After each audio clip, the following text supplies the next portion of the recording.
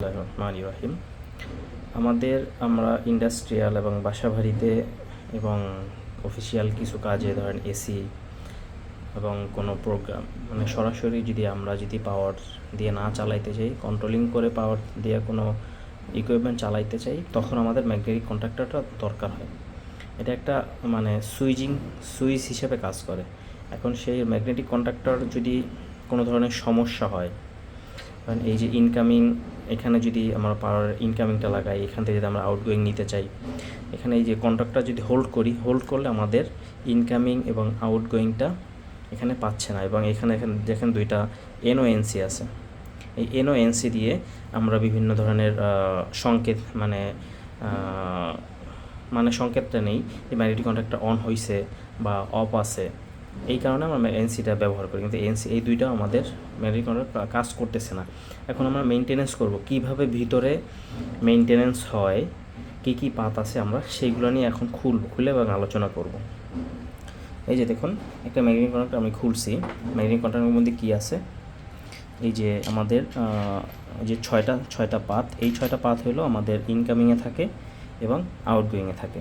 আর এই যে 3টা পাত, এই যে দেখেন, এই যে 3টা পাত, একটা পাত লাগানো আছে। এই পাতটা হইল কি, যখন আমাদের ম্যাগনেটিক কন্ট্যাক্টর যখন হোল্ড হয়, এই পাতটার মাধ্যমে ইনকামিং এবং এই 3টা পাত এই যে হোল্ড হয়, যখন এই যে এখানে স্প্রিং আছে, এই স্প্রিংয়ের মাধ্যমে যখন হোল্ড হয়, এই 3টা পাতের মধ্যে এই 3টা পাত দিয়ে আমাদের কারেন্টটা ফ্লো হয়। কখন ফ্লো হয়, যখন আমাদের এই যে এখানে দেখেন ম্যাগনেটিক কন্ট্যাক্টরের ভিতরে ইনসাইডে এই যে এখানে আমরা যখন পাওয়ার দিই, এখানে যখন পাওয়ার আসে, তখন এইখানে একটা ম্যাগনেটিক কোর সৃষ্টি হয়। এই যে ম্যাগনেটিক কোর সৃষ্টি হয়, এটা হলো উপরে থাকে, আর এইটা থাকে উপরে, আর এটা থেকে নিচে। এটার মাধ্যমে ম্যাগনেটিক কন্ট্যাক্টরকে এই ম্যাগনেটিক কন্ট্যাক্টর হোল্ড হয়ে যায়। হোল্ড হলে তখন আমাদের ইনকামিং এবং আউটগোয়িংয়ে পাওয়ারটা পাস হয়। এই যে এখান থেকে এখানে পাস হয়।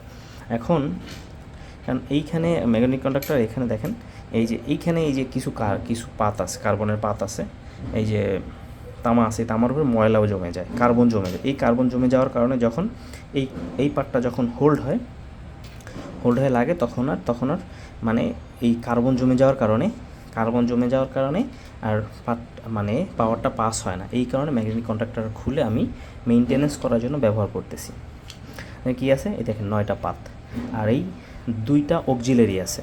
এই যে 2টা অক্সিলারির জন্য আমার এই 4টা পাত আছে। এখন আমি এটাকে ফিটিং করব, খুলে আমার মেইনটেনেন্স করা শেষ। এখন আমি এটাকে ফিটিং করব। এই যে দেখেন পাত 3টা লাগানো শেষ। এই যে এখানে 3টা স্প্রিং আছে। এই স্প্রিং যখন আমার এই কয়েলটা এনার্জাইজড হয় ম্যাগনেটিক কন্ট্যাক্ট ইনসাইড, তখন এই স্প্রিংটা হোল্ড হয়ে উপরে উঠে যায় এবং এইটা হলো এখানে লেগে যায়। এখানে যখন লেগে যায়, তখন এইটা আর কি পাতের সাহায্যে পাওয়ার অফ করে। আবার এইখানে যখন বন্ধ হয়ে যায়, তখন এই স্প্রিংটাই না উপরে উঠে নিয়ে যায়।